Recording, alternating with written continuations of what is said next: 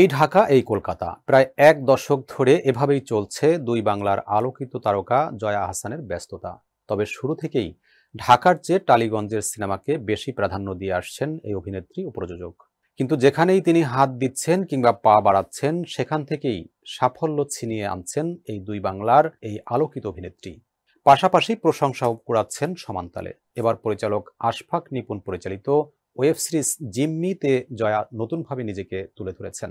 গত শনিবার সন্ধ্যা ৭টায় সামাজিক যোগাযোগ মাধ্যমে ওটিটি প্ল্যাটফর্ম হইচইয়ে মুক্তি পেয়েছে ওয়েব সিরিজ জিম্মির ট্রেলার।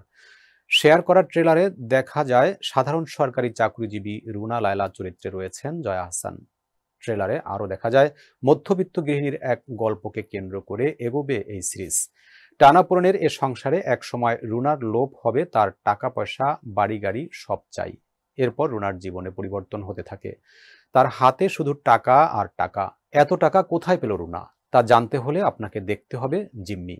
ঈদ উপলক্ষে আগামী ২৮ মার্চ হইচইতে মুক্তি পাবে। সৃষ্টি নিয়ে অভিনেত্রী জয়া আহসান বলেন, আমার কাছে বরাবরই চ্যালেঞ্জিং চরিত্রগুলো পছন্দ। রুনা লায়লার চরিত্রে ঠিক সেই পরিমাণ চ্যালেঞ্জ ছিল।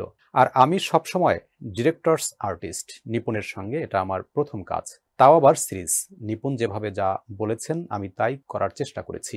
সেটার প্রতিফলন সবাই ট্রেলারে কিছুটা দেখতে পেয়েছেন নিশ্চয়ই। বাকিটা এখন আমার দর্শকের উপর। তারা বলবে রুনাকে তাদের কেমন লেগেছে। নির্মাতা আমাকে এমন একটা চরিত্রে চিন্তা করেছেন, জিম্মিতে আমার চরিত্রটা আমার ক্যারিয়ারে করা অন্যতম চমৎকার একটা চরিত্র। সিরিজটি নির্মাতা আশফাক নিপুণ বলেন, আমাদের সিরিজের প্রথম ঝলক দর্শকদের সামনে এসেছে। আশা করছি তারা ট্রেলারটা পছন্দ করেছেন। পুরো টিম মিলে আমরা চেষ্টা করেছি জিম্মির মাধ্যমে নতুন ও ভিন্ন ধরনের একটা গল্প দর্শককে দেখানোর। এখন শুধু মুক্তির অপেক্ষা। প্রসঙ্গত, আশফাক নিপুণ পরিচালিত এ সিরিজে আরও অভিনয় করেছেন ইরেশ জাকের, শাহরিয়ার নাজিম জয়, রাফিউল কাদের রুবেল, প্রান্তর দস্তিদার, মাহমুদ আলম, অশোক ব্যাপারী, ইরফান মেধা, শিবলু সহ আরও অনেকে।